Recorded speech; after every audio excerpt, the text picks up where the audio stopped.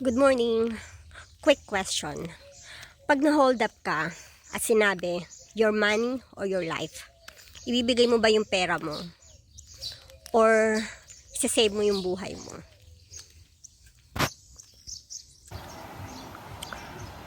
Hello. So, andito ako ngayon sa Afyon, Turkey. Napakaganda ng panahon ngayon dito. Usually sobrang lamig dito, pero since magsa-summer na, kaya napakahangin, napakaganda ng panahon. Tamang-tamang gumawa ng vlog. So regarding to sa quick question ko kanina, na pag na-hold up ka, ano yung uunahin mo, yung buhay mo or ibibigay mo na lang yung pera mo? Syempre, 'di ba? Uunahin mo yung buhay mo kasi meron kang isang buhay lang. Yung pera, sabi nila, pwede mo pa daw yan kitain. Nabanggit ko lang yan kasi related yan sa yung libro na nabanggit ko nung last na video ko. Ang pangalan ng book niya is Your Money or Your Life. Ano siya? Financial advice siya. Pero in a different way. So, i-discuss natin yan. So, yung libro na to, may mga character, kumbaga may mga chapter siya or step na kailangan mong sundin para ma-achieve mo daw yung financial goal mo or yung financial independence na tinatawag nila. So, isa sa mga highlight ng book na to is yung kukumputin mo yung kukumputin mo yung income mo, tapos less expenses. Kung ano yung lumabas, yun na yung basic or yung take home pay mo. Usually ganun yung mga computation, 'di ba?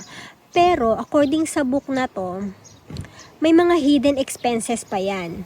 Example, ano ba yung mga basic expenses mo? Syempre nandun yung food, transportation, tapos clothing, ganun.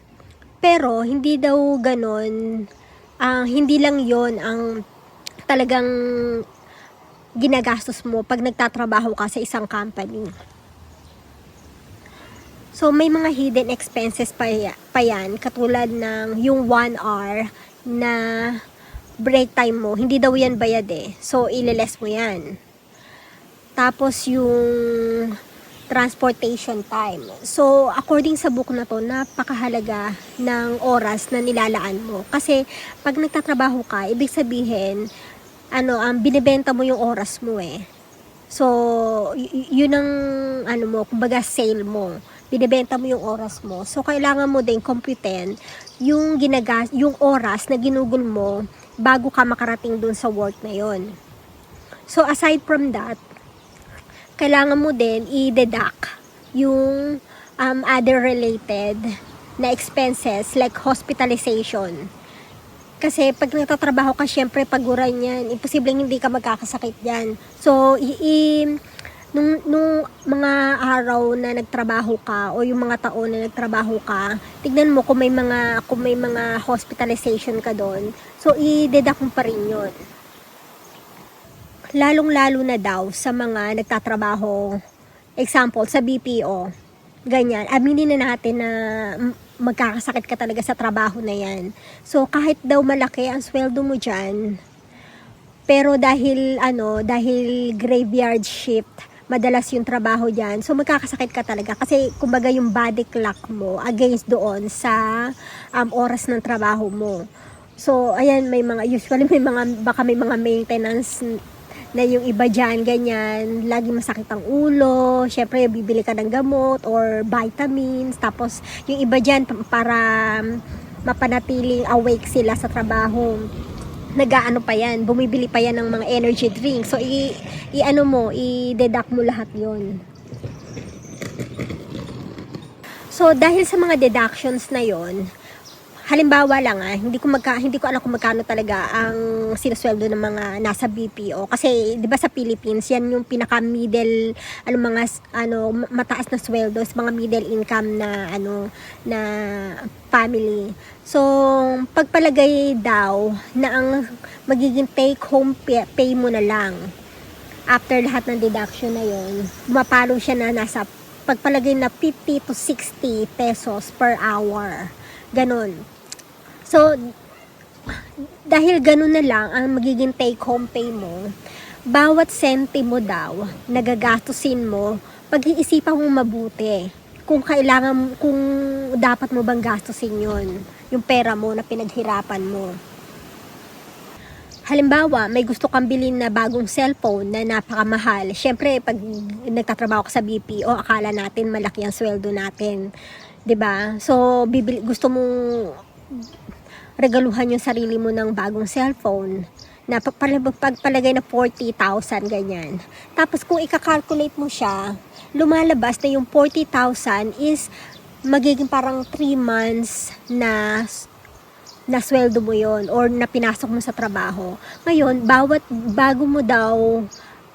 bago ka daw bumili ng bagong cellphone, isipin mo mabuti, willing ba akong i-sacrifice yung pinagpaguran ko ng 3 months para sa bagong cellphone na to? Kumbaga, ganun yung concept ng libro na to. Kumbaga, bawat sentimo na gagastusin mo, pag-iisipan mo talaga kung kailangan mo bang i-sacrifice yon. Kasi bawat sentimo na meron ka is katumbat siya ng buhay mo na hindi mo na oras o buhay mo na inilaan mo para makuha mo yung pera na yon, na hindi mo na siya pwedeng ibalik. 'Di ba? Syempre pag bumili ka ng kahit anong bagong gamit, pwede mo bang i-refund yon? 'Di ba? Unless may mga refundable, pero usually wala. So ganon yung concept niya. So, applicable din siya sa mga OFW. So, iisipin natin na bawat sentimo, so according sa book na to, bawat sentimo bilang OFW na ipapahiram mo sa kamag-anak mo, ipapadala mo sa pamilya mo sa Pilipinas, o ipapahiram mo sa kaibigan mo, kumbaga worth it ba siya? Willing ka bang i-sacrifice? Usually pagka may umutang sa'yo, di ba? Hindi mo alam kung ibabalik pa ba nila. So, yun, bago ka magpahiram, willing ka ba? Nahanda ka ba na hindi na bumalik siya? Parang mga ganun siya ang magiging mindset mo once na natutunan mo yung kung ano yung aral ng libro na to. So, ayun, na-share ko lang yung book na to kasi 'di ba sinabi ko lately na na parang gusto ko na mag early retirement, pero paano, sa anong paraan, dahil ang dami pa nating gastos, yung anak ko maliit pa, ganyan. So paano ba natin ma-achieve to? So na-share ko lang siya kasi kakaiba kasi yung nito yung tinuturo niya. Hindi ba usually yung mga financial advice, sasabihin sa'yo kung paano ka mag-invest, kung paano mo palalaguin yung saan ka kukuha ng mga income, ganyan. So dito, ang ini-encourage ka na mag-downgrade kesa maghanap pa ng mas maraming income na mapapagod ka lang, ganyan, na hindi mo alam kung worth pa ba yung pagod mo sa sinusweldo mo. Pero yung book na to, hindi naman ibig sabihin na hindi ka na ini-encourage na magtrabaho. Syempre magtatrabaho ka pa rin. Kaya lang, yung naaayon lang sa values mo, ganyan. Yung hindi ka na slave for work. Yan. So, hindi ko alam kung ano yung advice niya kasi wala naman akong libro niya eh. Nakita ko lang yung yung trend niya sa YouTube. So, yun lang. Hopefully, ma-achieve natin yung kung ano man yung minimithi natin or yung mga financial goal natin, ganyan. So, alam ko naman na karamihan sa atin gusto na rin magpahinga dahil pagod na sa katrabaho. So, yun. So, sana samahan nyo ako sa journey ko dito sa financial freedom na goal ko. Okay, thank you sa pakikinig.